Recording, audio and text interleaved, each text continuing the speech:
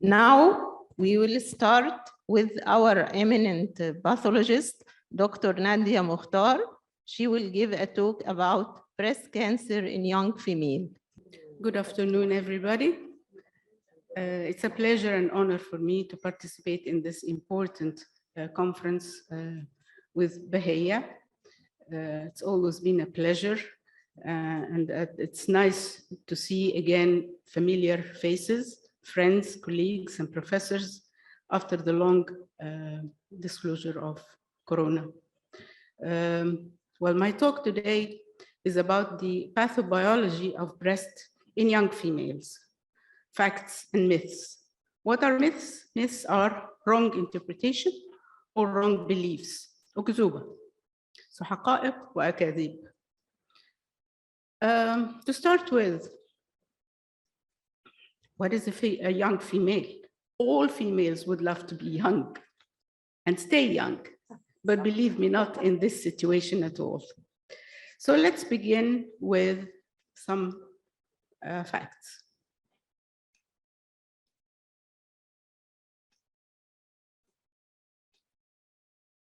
What's happening?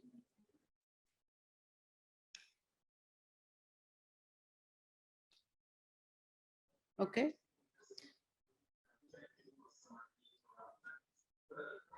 Okay, thank you.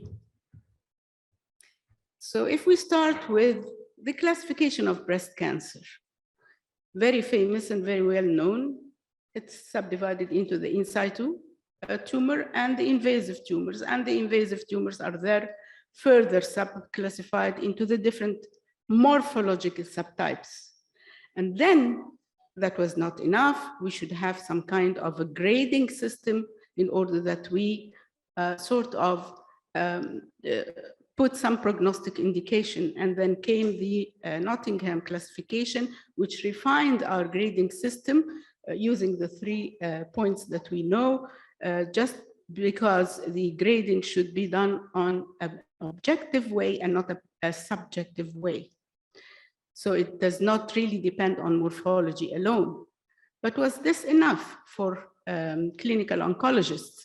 In fact, no, because what they looked for is some predictive factors, factors that could tell the oncologist how to treat the patient after being diagnosed with breast cancer.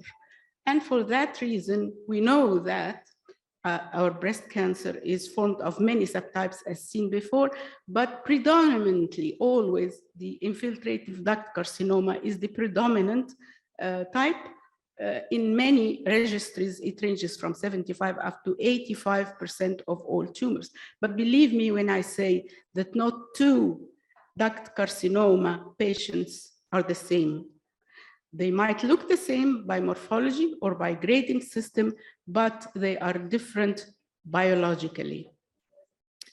And for that reason came the molecular classification, which then subdivided our tumors into the luminals with the hormone receptor positivity and the HER2 and the triple negative cases on broad basis. So the first 2 groups, the oncologist would then treat using anti-hormone, or the Herceptin for the HER2 group, or the triple negative then is biased, so chemotherapy is the only choice left. So now this classification helps more to identify tumors based on pathobiology, giving the oncologist prognostic as well as predictive factors. But was this enough as well? Because there came the issue of age. What about age?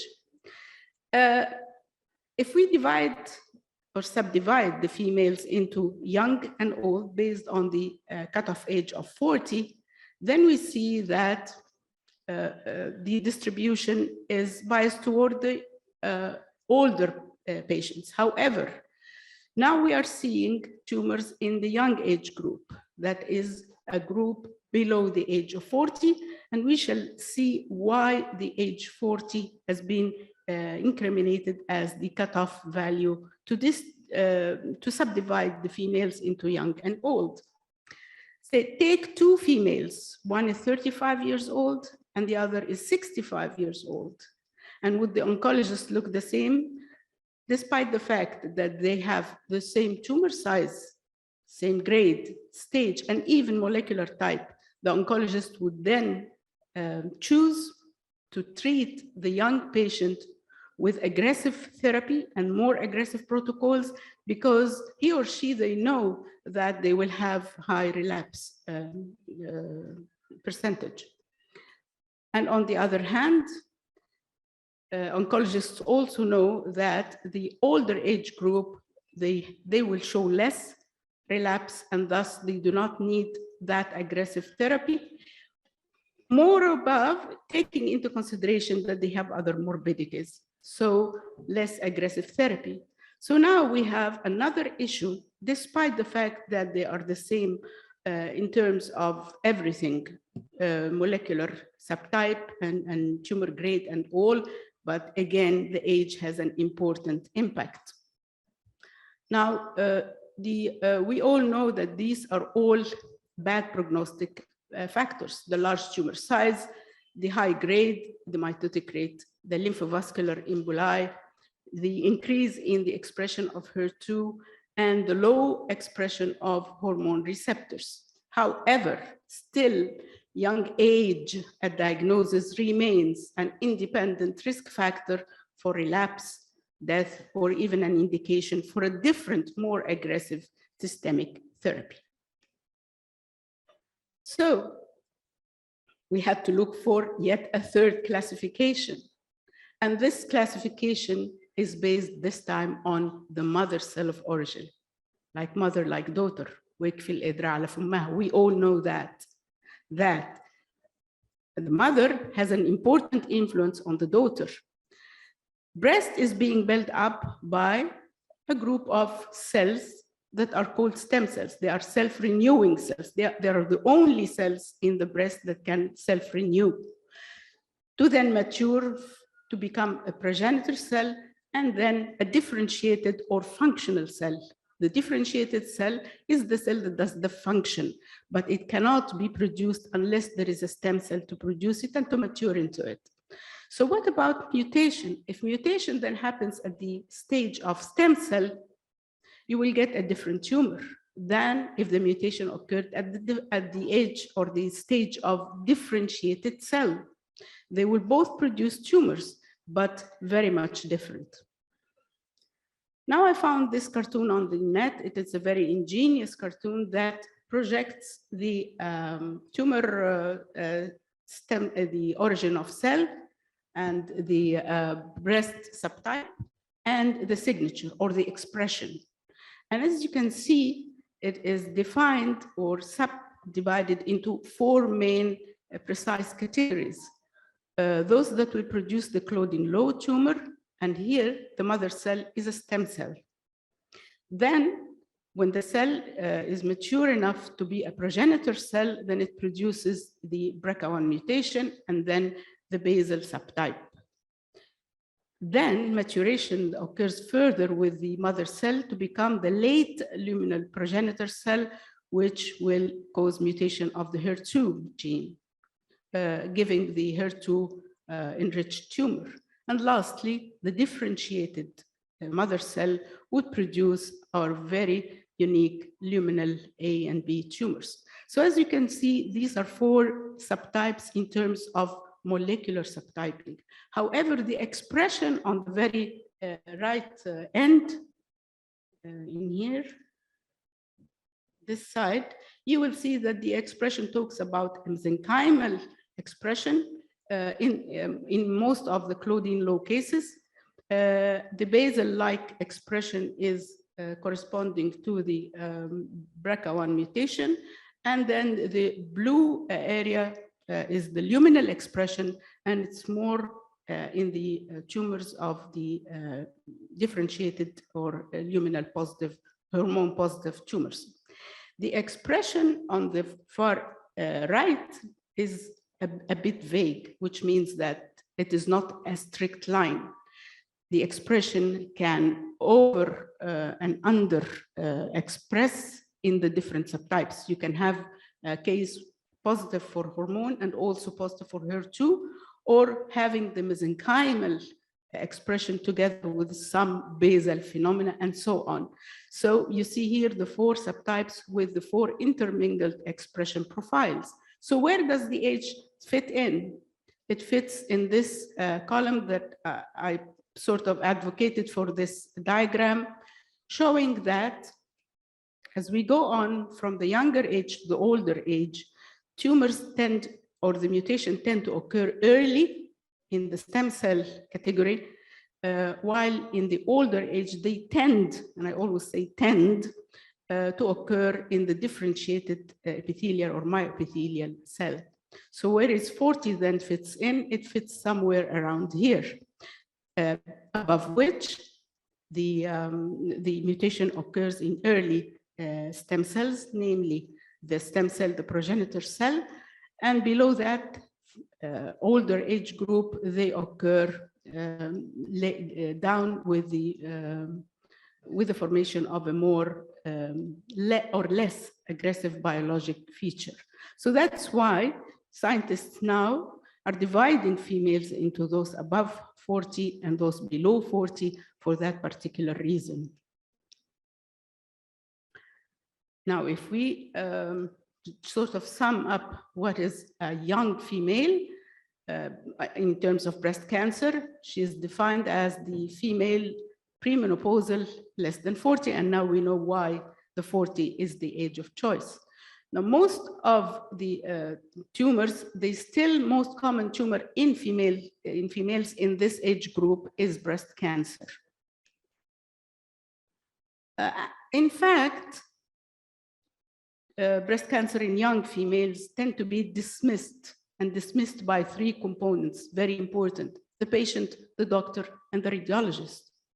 Patients, because she's kind of busy in her very active career of marriage, pregnancy, lactation, and so on. So whatever is there is related definitely to these occurrences. The doctor as well, because we had this wrong impression that breast cancer is a disease of the elderly. And in fact, we used to think that, and we were taught that in our college, and we also taught that to our students. Well, shouldn't be. Now, radiologists, and I really can't talk much about that with the eminent radiologists in the room, but I'll just point out that during that period of time, the breast is very dense. And look at the very dense breast tissue. To detect a tumor within that very dense profile is a bit challenging. Worldwide, the percentage of tumors in young females, breast cancer that is ranging from 9 to 11%. But is that the profile in our area or in our region or country?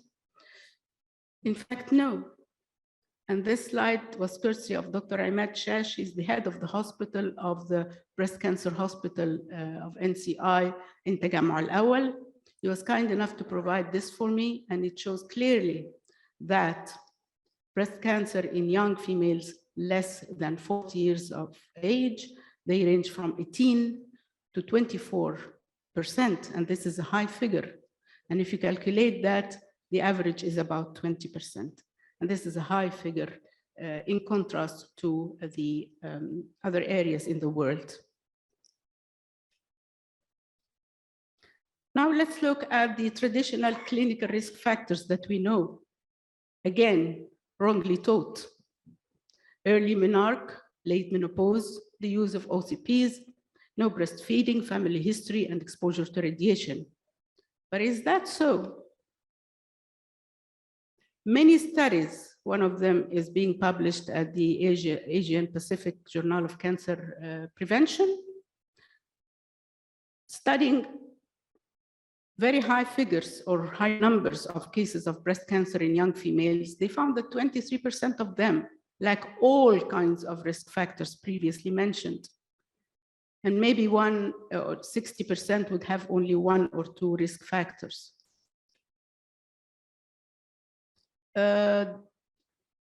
Another study that was done and published in the Journal of the Egyptian National Cancer Institute also talks about that the history of breastfeeding in these females is quite high. So they do breastfeed their kids. Not too many had oral contraception, and even the family history is low. So we must be now reconsidering the risk factors in Egyptian patients under the age of 40, because they do not defy or go with the risk factors previously known. Maybe we should then be considering genetic factors or cell of origin theory, which in terms is named stemness, due to the fact that these tumors have a lot of stem cells. Now again, look at another group of researchers that studied the impact of parity and breastfeeding on the risk of development of breast cancer. And I drew this red line just to segregate two different diseases altogether. The the impact of parity on triple negative breast cancer, which is known to be more inclinated in young age group, showed reduced risk for breast cancer. While on the other hand, all the other studies refer to the fact that the impact of parity and breastfeeding was actually protective in breast cancer hormone positive. So we are dealing with two different categories or tumors, the triple negative or the basal-like and the hormone positive. And because we know that the triple negative and the basal-like are more inclined to be young females, then we deduce this fact that the breastfeeding and the parity is not protective in this young age group. Mammary tissue in young females is full of stem cells, immature, and they also show an increase with pregnancy and menstrual cycles and lactation. So in fact, they're not protective, they are stimulation for the occurrence of mutation. Mutation of the stem cells during pregnancy and lactation is quite harmful. And if you see here, this is a lactating breast that is aggressively infiltrated by a high-grade duct carcinoma together with lymphovascular embolus. So all the bad prognostic factors are there in a lactating breast. Well, look at this pyramid. وإحنا بلد الأهرامات. There's a triad that always goes together: the young age, the stem cell of origin, and the aggressive phenotype. Because of this fact, this young age group, they have a lot of stem cells, and thus they express a lot of genes that are known to scientists now, most famously the receptor activator of the nuclear factor kappa B ligand, which is PR related, and this increases the stem cells, together with the expression of c-KIT and BRCA1 and so on. So again, there is another factor over and above, that there is always this stromal related gene reaction, the tumor stromal interaction, which helps the tumor even to become more aggressive due to the induction of stromal effect on the tumor cells. All this happens in this stemness environment. Can I go on? Okay. Okay. Shukran. So there has been some preclinical trials to attack or to destroy the stem cells in these patients, because otherwise they have little choice for other treatment options. So they reduce the stem cells, and thus when giving as an inhibitor to the stem cell, they produce arrested induced of cancer. And this in itself is a proof of concept: destroy the cause and delete the effect. So that's how they come to learn that the stem cell is the issue and is the biologic aggressive factor in these young breast cancer patients. Now, registry booklet that was produced in 2016 at the Department of Pathology highly draws the pathobiology and the profile of breast cancer in young females being higher grades, aggravated by pregnancy, a lot of metaplastic carcinoma or carcinosarcoma with the mesenchymal component or expression that we talked about, more lymphovascular emboli in more than 40%, late stages, positive nodes, ER and PR low, only 28%. And look at the triple negative, 50% of these cases are triple negative. And the proliferation index drawn by the KI is quite high. Likewise, elsewhere in the world, the same thing is shown here. In the younger age group, it's not working. Anyway, in the younger age group, the predominant subtype is the basal-like, and the older age group, the predominant is the luminal or the hormone-positive tumors. So it is all over the world. These are some examples of the cases that we met. The sarcomatoid type, the very aggressive looking tumors, or they are just very high grade sheets of tumor cells with a lot of necrosis. The Ki-67 is very high. 66%, they show the high proliferation index, more than 20%. And they also show a lot of lymphovascular emboli away from the tumor. And that speaks on again, the systemic dissemination and the bad prognosis and the relapsing tumor. Medullary carcinoma is the same thing. And they are known to be, of course, triple negative, negative for hormone and HER2, but high in proliferation. And the cytokeratin profile is changed from the 818, as we know, to the cytokeratin profile of 5/6. Same thing, this group of tumors is high in HER2. The HER2 positive tumors are higher in this group than those in the older age group, whether you do that by immuno or by CISH testing. Another point worth noticing is the response to neoadjuvant chemotherapy. If you look at this study that's done by the Memorial Sloan Kettering Cancer Center, you see that those below 40 would show a lot of complete pathologic complete response of 40 to 45%. The corresponding tumor of older patients would show only a 10 to 15%, and this is quite remarkable. The partial response in the age group is higher in those that above 40, so it means we are having more complete pathologic response in the younger age group versus the older age group, and this is in fact very much in favor for their therapy protocol. Here is an example of a case of pathologic complete response, what we call Miller score 5/5.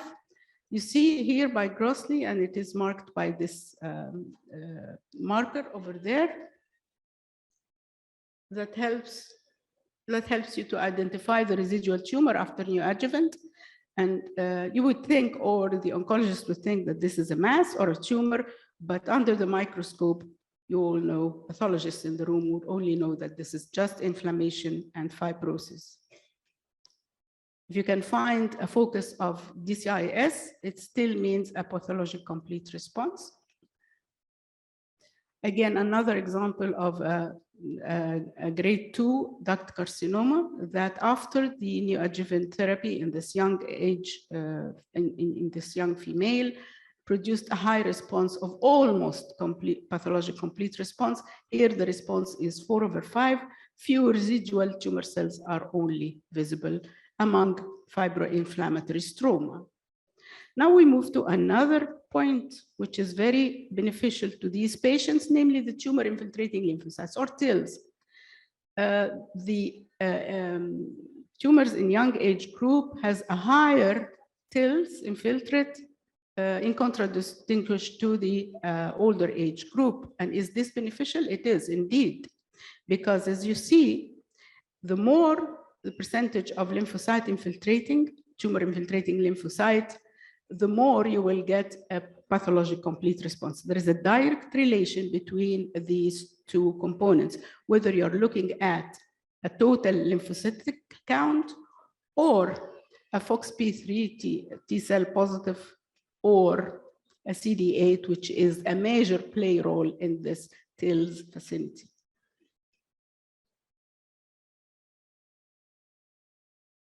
I'm sorry, thank you.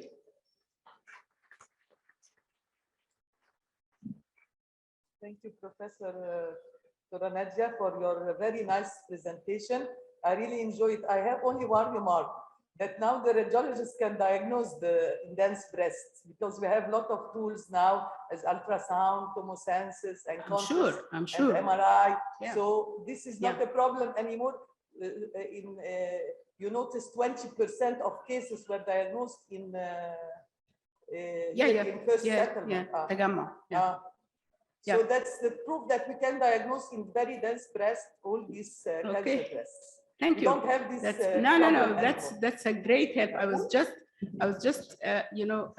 giving a hint on the dense breast tissue and that it might be a problem. If it is not a problem nowadays, this is great news, so that now we can really depend on you to diagnose these cases. Thank you. Thank you, Doctor.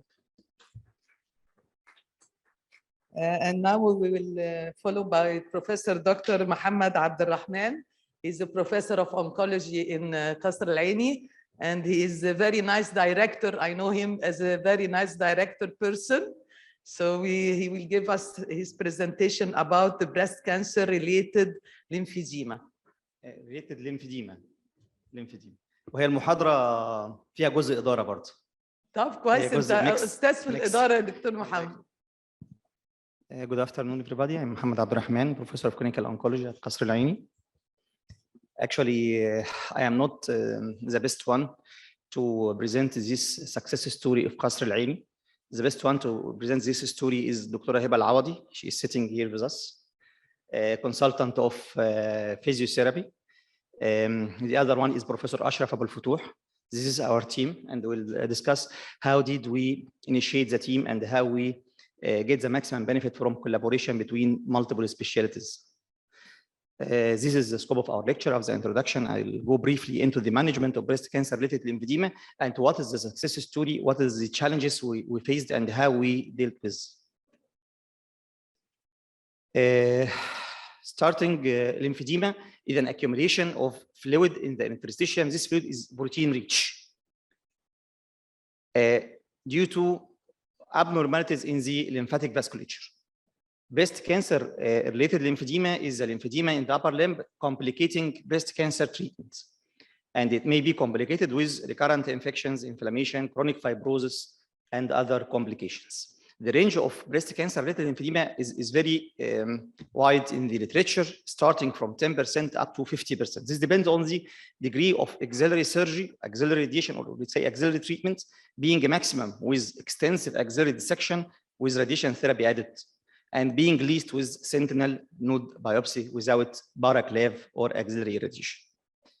The body mass index triples the risk of breast cancer related lymphedema. So you will see breast cancer related lymphedema in obese patients with extensive axillary treatment more. To evaluate the breast cancer related lymphedema, we have many methods. One of the most important is the sequential tape measurements at different levels. You can also use the water displacement methods, tonometer for the degree of hardening. This is how to measure at the level of the elbow, or the cranium process specifically, 10, 15, 20 centimeter above, 10, 15, 20 centimeter below, in addition to the level of the wrist joint and metacarpophalangeal joints.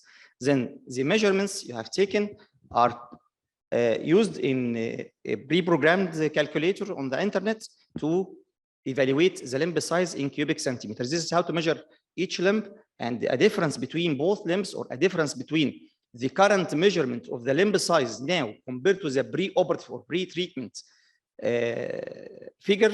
This is lymphedema. And according to these measures, it will be graded by many grading systems. One of the most simple is the American Physical Association system, which evaluates lymphedema as being low grade or mild, If the difference in the girth between both limbs is less than 3 centimeters, if between 3 and 5, this is moderate, and if more than 5 centimeter difference between both limbs, this is severe lymphedema. Now we understand what is lymphedema, what is breast cancer related lymphedema, and how to grade. Now, how to manage? We should have preventive measures before therapy. The preventions depend on 2 factors: less axillary treatment, as it is caused by axillary therapy, and other preventive methods. Therapy will discuss the dynamics of the multidisciplinary team management, the role of surgeon, and the role of physiotherapist. For the less axillary treatment, we have many phase 3 studies that evaluated more compared to less, more axillary surgery compared to less, axillary radiotherapy versus no radiotherapy. And in all these trials, we found that less axillary treatment is accompanied with less risk and the extent of lymphedema. The most important of these studies is the EOR study, the European Organization of Research and Treatment of Cancer. This trial, phase 3 trial, randomized patients with positive sentinel node to the standard axillary surgery, formal axillary dissection versus axillary irradiation. And the axillary irradiation was shown to be equivalent to surgery regarding the risk of axillary nodal recurrence. And this management with radiation alone, without surgery, even in a positive sentinel node, has improved the risk of lymphedema, less risk of lymphedema over years, up to 5 years, and less need to treat this lymphedema. This is how to prevent. Other preventive measures includes the limb care, hygienes, avoidance of trauma, avoidance of infection, early and the proper management of infection and disinfection. All these measures can help in the prevention of breast cancer-related lymphedema. Now, breast cancer lymphedema occurred. How to treat? It should be treated inside the context of multidisciplinary teams. The multidisciplinary team starts with the oncologist who refers the case, who evaluates the treatment, the probable survival of the patients. And the team, should, of course, includes the physical therapist and the plastic surgeon. It should be a microvascular plastic surgeon. Not any plastic surgeon can do the recent surgeries of the breast cancer-related lymphedema. After the physical therapy evaluation and the management for at least 12 sessions over 1 month, the patient either improve or not improve. If improved, we return it back to his oncological treatment. And if not improved, this is the most important indication for the intervention by plastic surgeon, is the failure of the conservative treatment with physiotherapy. Of course, other specialties like radiology, nuclear medicine are important for the proper evaluation of the microvasculature causing the lymphedema. Now, what is the role of physiotherapy? Actually, it is the ministry. Physiotherapy is the base of the management of breast cancer-related lymphedema, and the combined decongestive therapy, or CDT, is the golden standard treatment for the management of breast cancer-related lymphedema. CDT is formed of 4 components. First is the skin care, the manual lymphatic massage, compression, either pneumatic compression or by bandaging, and exercise. This is the basic, the golden standard management of breast cancer-related lymphedema. Now, what is the role of surgery? We would like to know when to do surgery and what surgery to be done. Surgery is indicated. The most important indication, as I mentioned, is the failure of the conservative treatment with physiotherapy. This is the most important indication. Other indications like recurrent cellulitis, disfigurement, and limitation of function. Now, what surgeries to be done nowadays in lymphedema? We have 2 major surgeries commonly used nowadays by specialized microvascular surgeons: the vascularized lymph node transfer, most commonly from the groin, and the microvascular anastomosis between the lymphatic vessels and the venous, which is known as microvascular lymphovenous shunt. Other surgeries like combined rectus abdominis flap with vascularized lymph node transfer is used only when you plan to reconstruct mastectomy case. And this is our work done by Dr. Ashraf Abdul Fatah. Now, coming to Qasr Al Aini success story, this is our center, and this is our team. The same structure we have mentioned for the MDT. This team starts with me as a clinical oncologist, but more important than me, we have 2 wings: the microvascular surgery team, led by Professor Ashraf Abdul Fatah, And the physiotherapy team, as I mentioned, led by Dr. Heba Al-Awadi.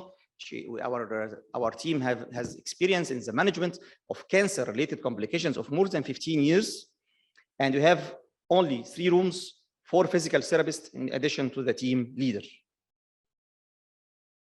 We started our MBDT more than 2.5 years ago, by the beginning of the year 2020.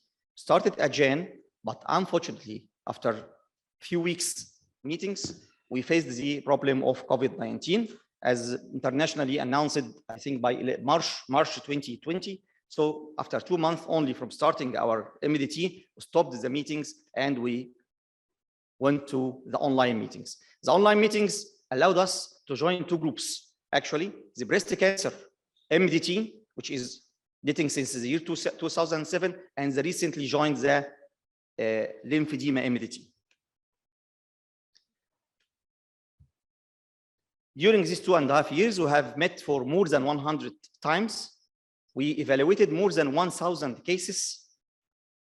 26 patients only went to surgery, and all other patients get benefit from physiotherapy. The most common surgeries are done microvascular lymphovenous anastomosis in 10 patients and vascular lymph node transfer in 7 patients. This is rooms for the physiotherapy. What about our workloads?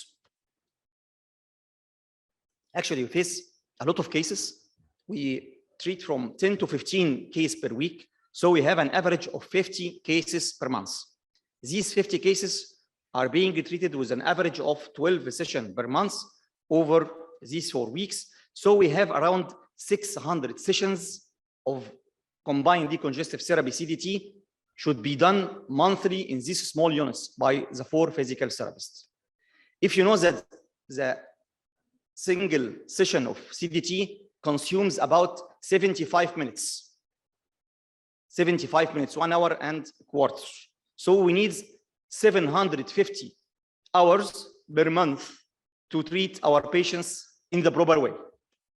So we have 2 things, either to search for an alternative or to do our job in improper way, and we refuse the second option, of course.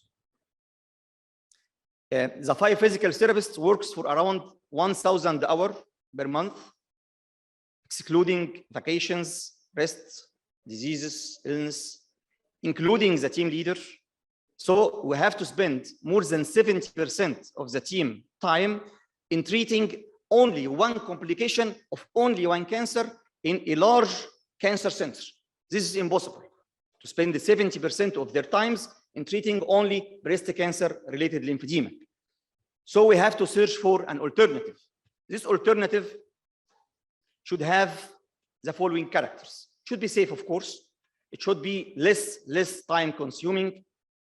It should be relatively cheap and requires less training, as most of the physical therapists are trained on the CDT, not other modalities. And it should be, of course, comparable to CDT. Not sure to be superior, but at least not to be inferior to CDT. And we choosing the low-level laser therapy. Low-level laser therapy acts on the treatment of lymphedema through stimulation of macrophage activity, softening of fibrosis, lymphangiogenesis, and increased contractility. Many mechanisms of actions have been postulated in the management of lymphedema in general. But now the question, can low-level laser therapy considered as a practical alternative to CDT or not in the management of breast cancer-related lymphedema? And to answer this question, we started a study that compared both techniques in young patients caring about her shape, caring about her function, less than 40 years, and with relatively extensive axillary surgery, so choosing post-mastectomy patients. And this is our publication. This is the design of our trial. As I mentioned, high grade, young age.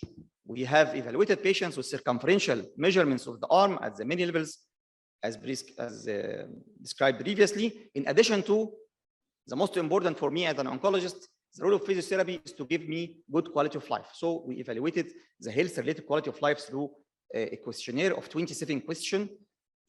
The higher the grade, the poorer the quality of life. It is considered a physical questionnaire, psychological questionnaire, and social questionnaire. This is a questionnaire, 27 questionnaire. This is the arm of laser therapy, and this is the standard arm of CDT composed of skincare, exercise. We used manual lymphatic drainage in addition to multi-layer bandaging.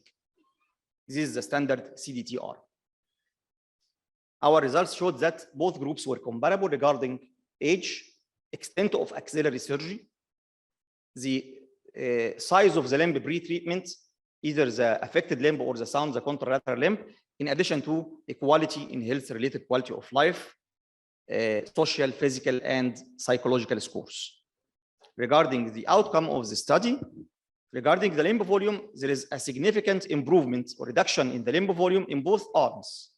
And the degree of reduction were more or less comparable in the CDT arm compared to laser therapy. No statistically significant difference between the improvement in both arms regarding limb volume. Regarding the health-related physical score, there is a marked reduction in both arms with slightly borderline significant improvement favoring the CDT arm compared to the study arm of low-level laser therapy. P-value is 0.05.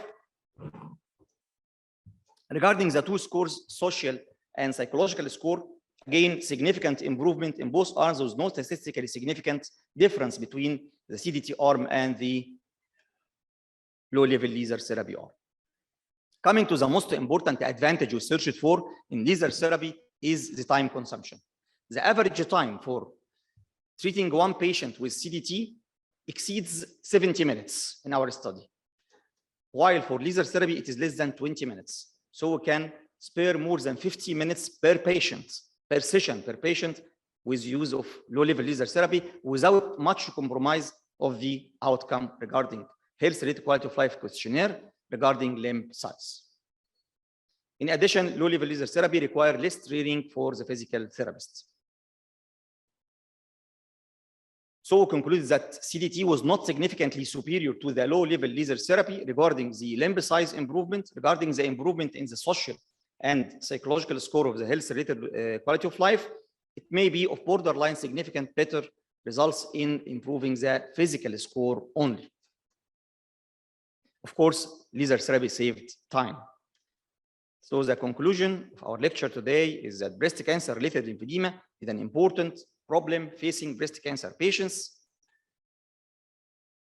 Its management requires collaboration between oncology, physical therapy, microvascular plastic surgery, in addition to other specialties, radiodiagnosis, nuclear medicines, in an MDT fashion like we treat breast cancer patients.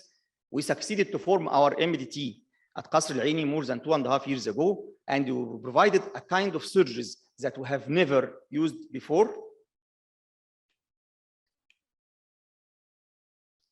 Of course, the most important part of the team, the most burdened department is the physiotherapy department. The workload in this department, if using CDT as a standard treatment for this high workload at Qasr Al Aini, cannot co-opt with the other needs from physiotherapy.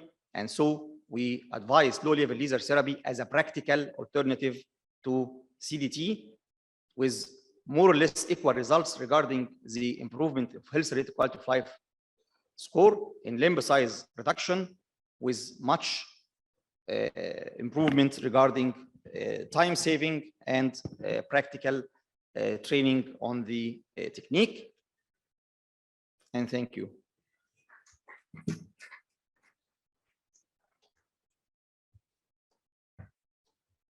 Thanks, Dr. Muhammad. Our next speaker will be Dr. Iman Fakir, the challenge of imaging breast cancer in the young.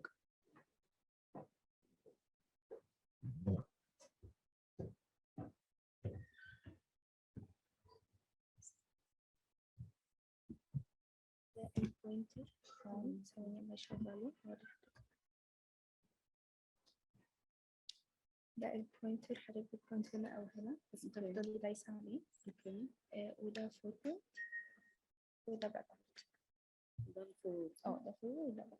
اوكي.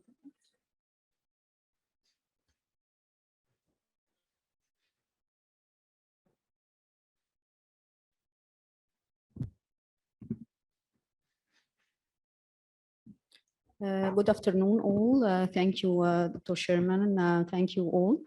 Today, I'm going to talk about the challenge of imaging breast cancers in young females. The most widely accepted definition of young breast cancer are the women diagnosed with breast cancer at 40 years of age, although some consider it to be 45 years. Among them is a smaller population of very young women, less than 35 years, with breast cancer, which is a very young breast cancer. The young woman either needs screening or diagnosis of a coming breast lump or a coming complaint. Regarding the screening of young women, the clinical breast examination and the breast self-examination are the important screening modalities. But the increased breast density seen in the younger woman lowers the sensitivity of mammography, so the tomosynthesis or the 3D mammography improve the sensitivity and specificity of mammography with women in dense breast tissue.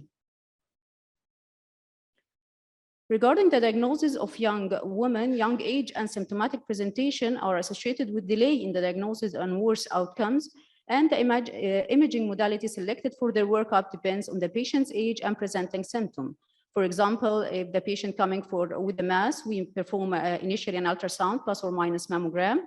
But if she came with a nipple discharge, we should do both ultrasound and mammogram for detecting of calcification. Then we may need an MRI, and finally, we should do a tissue biopsy.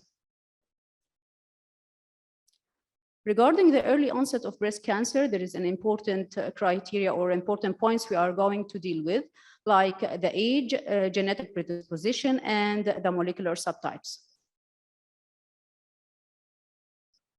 Concerning the age, breast cancer can affect both old and young women, which is old in literature. It's more common in old, but actually in Bahia, we are facing a treasure of young females, which are coming with a more advanced presentation, leading to a more diagnostic delay. Young females may be inherited, so we need genetic testing. Actually, it's not available here in Egypt, it's more outside, or it's available in a certain centers. The prognosis in the young woman actually is of inferior outcome.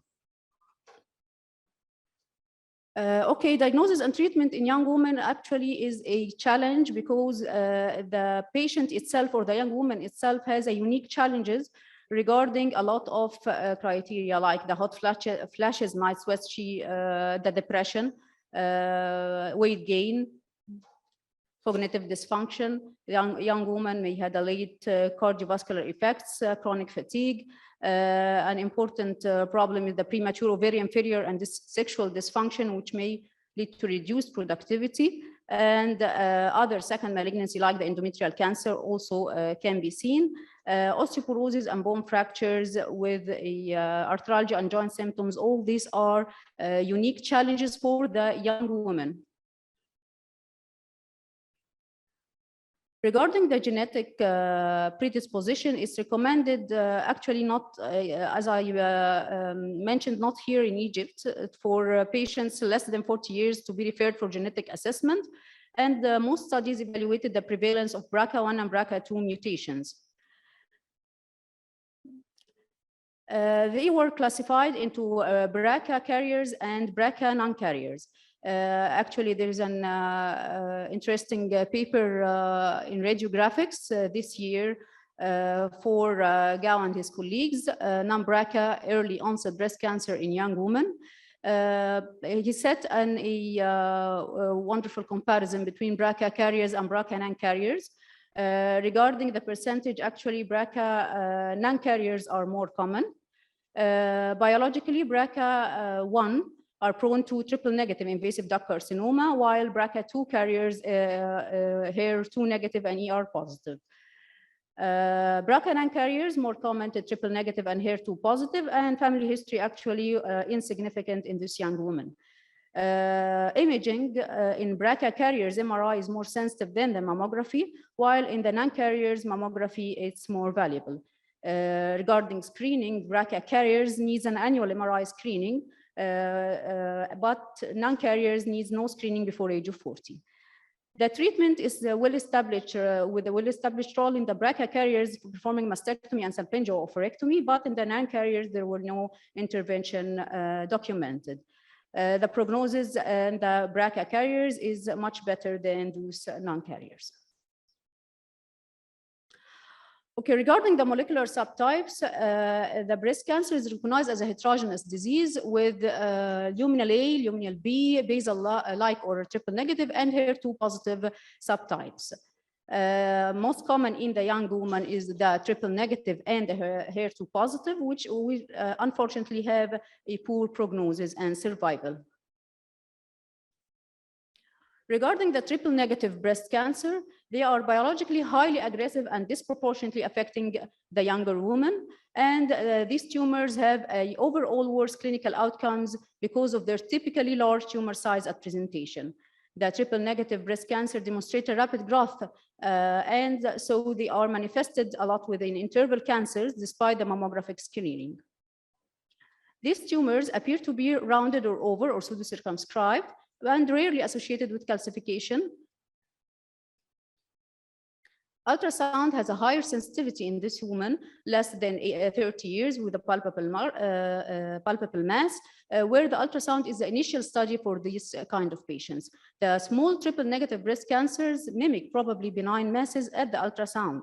So a careful assessment of the margins for subtle features that are suspicious for cancers like rounded rather than oval is an helpful feature in differentiating small triple negative cancers than fibroadenomas. MRI has the highest sensitivity for detection of cancer in young women at high risk and has been shown to allow detection at the early stage disease. At MRI, the triple negative tumor appears as a rounded mass with a central area of necrosis at the T2 weighted image and with rim enhancement. Women with triple negative breast cancer had a high risk of local and distant recurrence. But neoadjuvant chemotherapy actually had a high response rate in these breast cancers with pathological complete response with improved long-term outcomes, like this case in the literature, which showed after the neoadjuvant chemotherapy a near complete resolution of the segmental non-mass, the regional non-mass enhancement. Okay, regarding the HER2 positive breast cancer, it comprises about 25% of all breast cancers in those younger than 40 years. HER2 positive have a high proliferative index with high Ki67, and they have a high incidence for multifocality, multicentricity, metastasis, and recurrence. Mammography performed in these younger women present with palpable mass show findings suspicious for cancer and the initial ultrasound allow also better extent of the disease. The mammography identify also multifocality, multicentricity, and the contralateral breast. Tomosynthesis and ultrasound are helpful in improving the sensitivity in these patients, especially they are showed with dense breast. Younger women with breast cancer particularly benefit from undergoing MRI because it's help in highly accurate assessment for the extent of the disease and the evaluation of the contralateral breast. This is also a case from the literature showing this large mass with the overlying suspicious microcalcification confirmed by the malignant features by the ultrasound, and in MRI, the proper extent of the process is evaluated. HER2 positive tumors are prevalent in early onset breast cancers and highly aggressive in growth and metastatic spread. We can't talk about young women without giving a small brief about the breast cancer during pregnancy or the pregnancy-associated breast cancer, which is diagnosed during pregnancy or within 1 year of the postpartum period or during lactation. It typically occurs in younger women younger than 40 years. It's highly aggressive with poor prognosis, and it's both present with triple negative and HER2 positive cancers, like this case also in the literature. I will skip the cases of the literature to show our cases. The disruption of the screening during pregnancy and the prepartum period should be kept to a minimum. So I will present some of our cases presented in Bahia. Our first case is a 24-year-old female complained of left breast lump with a positive family history. Actually, there are 2 of her aunts.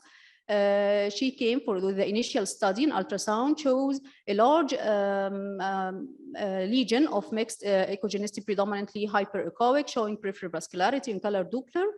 And she performed a contrast-enhanced mammogram.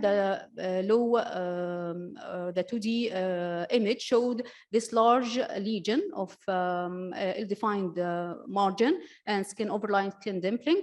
By the contrast-enhanced mammogram, it showed this mass heterogeneous enhancement with the central areas of non-enhancement and surrounding area of non-enhancement. It came to be an invasive duct carcinoma grade 2 and triple negative cancer. The second case is a 29-year-old female complaining of mastalgia and lumpy breast. Her initial study showed the small fibroadenomas and this lesion, which was documented as a complex adenoma with the complex features. She was set for a follow-up, came with a stationary course of these small fibroadenomas, but this lesion showed increased in size, and unfortunately, there were new developed lesions were presented. She performed an MRI. We found these large, ill-defined lesions, heterogeneously enhancing and showing washout curves. Actually, they were malignant, invasive duct carcinoma grade 3 and triple negative. The patient performed a pre-neoadjuvant chemotherapy. PAM showed and confirmed this multicentric left breast malignant masses with a high ratio, 10.4, but the post-neoadjuvant PAM showed a wonderful response for the neoadjuvant chemotherapy with marked regression of the size and number of the metabolic activity with a ratio downgraded to 2.8. The following case is a 26-year-old female complaining of a left breast lump. She actually has here a left subtle area of asymmetry with overlying skin thickening. Her AI revealed a high percentage, actually it was 53%. Performed an MRI, showed this regional area of non-mass enhancement. And pathological lymph node, and this was a grade 3 invasive duct carcinoma, HER2 positive. The next case is a 28-year-old female complaining of a left breast lump. Initial ultrasound showed this lesion in the axillary tail with surrounding areas of parenchymal distortion and pathological axillary lymph nodes. She performed also a contrast mammogram. Her 2D image here showed this lesion, rather well circumscribed lesion, but with the anterior related area of distortion, or contrast enhanced mammogram confirmed these findings, showed the lesion showed non-enhancing center with area of non-mass enhancement. This was a grade 3 invasive duct carcinoma, also HER2 positive. My last case here is a 36-year-old female complaining of a right breast lump. Actually, this mass was noticed during pregnancy, but the patient was examined clinically 10 days post-delivery. She had this mass. It's partially ill-defined lesion. She performed a contrast enhanced mammogram. We can notice the marked background enhancement because she was a lactating lady. The lesion here appears ill-defined with heterogeneous enhancement, and also there are areas of surrounding non-mass enhancement, confirmed by the ultrasound showing irregular margin and mixed echogenicity. It was grade 3 invasive duct carcinoma. Actually, this is considered a pregnancy-associated breast cancer. It was a triple negative. The patient here underwent the neoadjuvant chemotherapy. After her second cycle, she came and inserted a clip in our unit. A confirmatory mammogram was done, confirming the clip inside the mass. She completed all her cycles, and a post-neoadjuvant contrast enhanced mammogram was done, which revealed here a near total resolution of the mass compared to the pre-neoadjuvant contrast enhanced mammogram, as we see here. The clip is seen inserted within, and actually there is a nodule, faintly enhancing nodule. If we can magnify the image, we can see this nodule was intensely enhancing in the pre-neoadjuvant contrast enhanced mammogram, and this only the residual nodule. Actually, it showed a radiological near complete response. The patient was set for a wire localization. We localized the clip and the nodule using a stereotactic technique. Then the patient was set for a wide local excision and sentinel lymph node biopsy, which confirmed a complete pathological response. At the last, we want to be very alert in diagnosing this age group, young women, and we should take care of any benign looking lesion carrying any atypical feature, should set for a short-term follow-up. Any increase in the size or change in the morphology should warrant a further biopsy, disregard her age.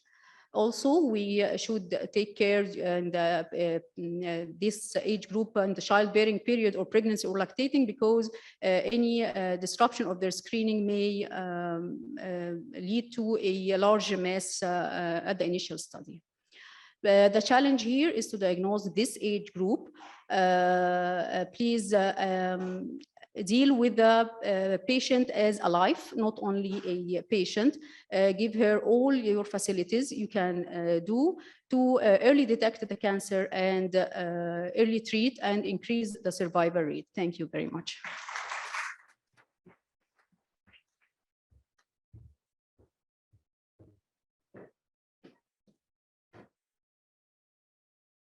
Thank you, Dr. Iman, for very comprehensive presentation. The young generation in Qasr Al Aini is very promising. So I really enjoyed your presentation, Iman. And now we will shift to the challenging case discussion by Yasmin Nada, Muhammad Al Sayed, and Nisma Salah.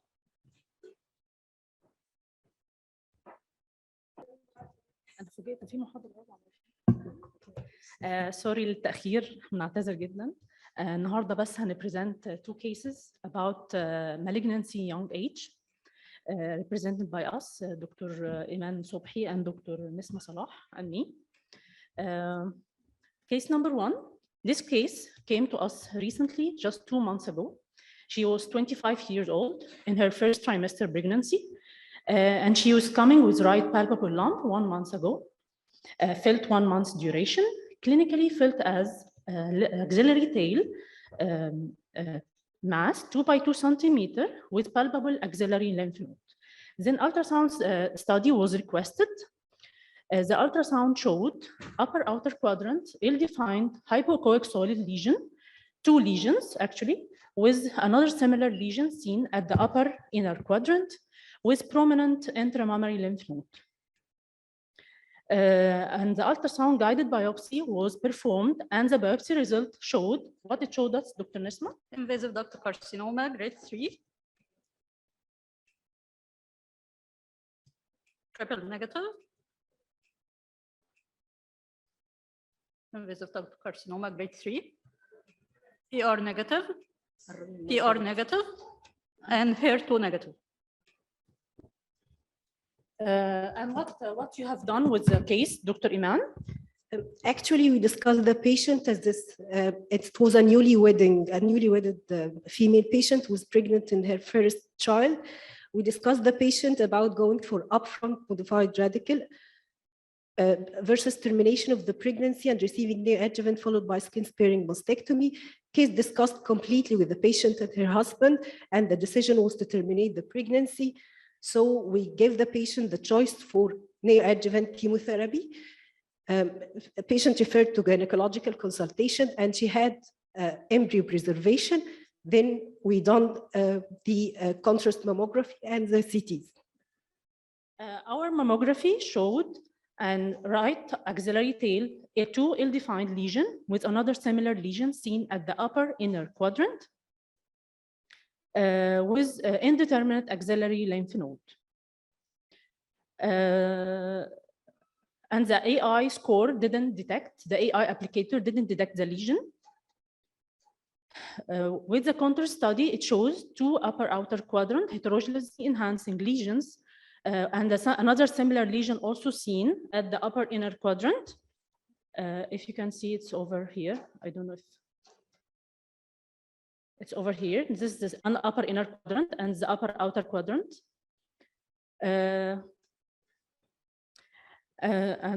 This it's a small, another view for the lesion. And the CT scan was done. CT study was done for this patient, and it came with no metastatic lesions. So the patient was directed to the oncology and surgery, and they decided for neoadjuvant chemotherapy. And BRCA testing was done for this patient, but still waiting for its result.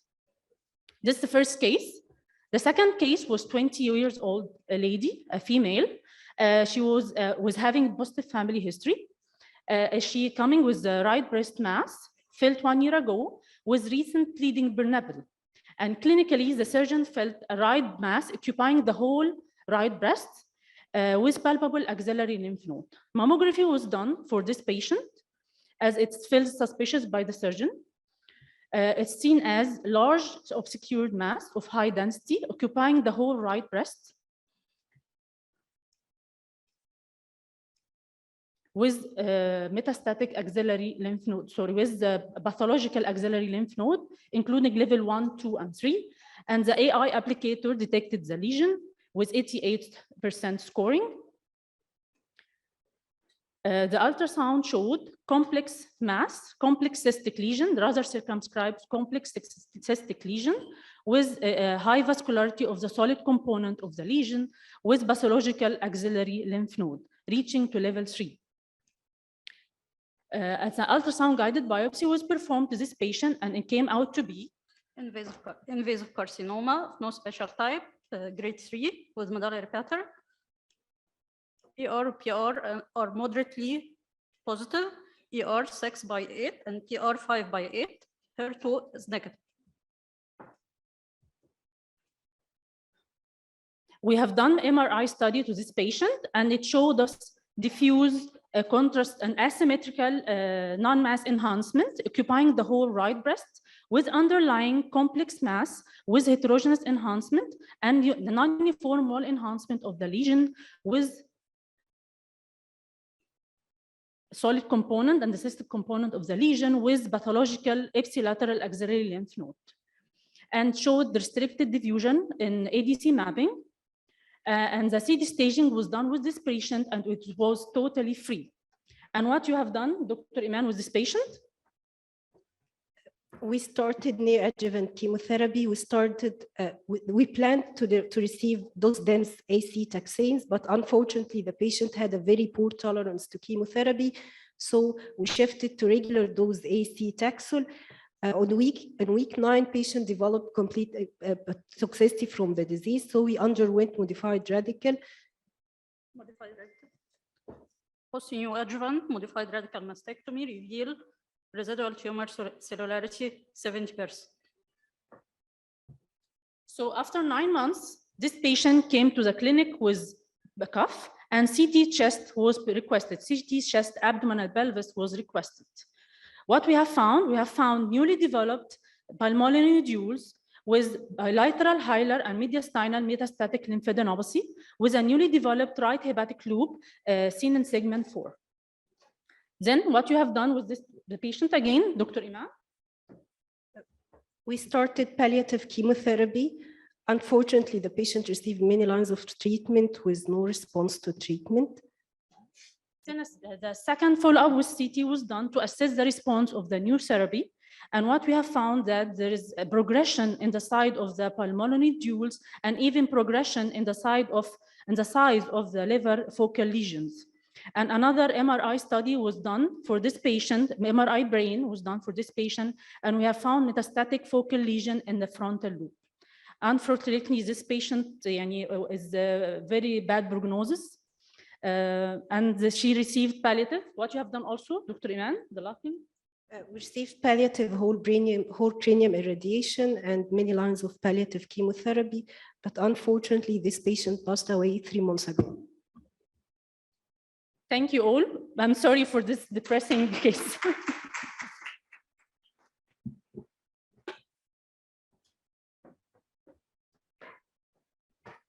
Thank you for your cases. They are very well Done. And now we open the discussion. If anyone need to have a question for any presentation.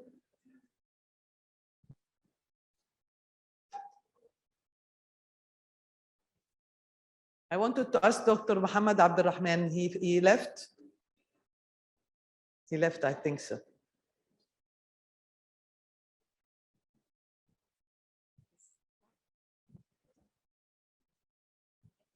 So this is the end of this session. Thank you.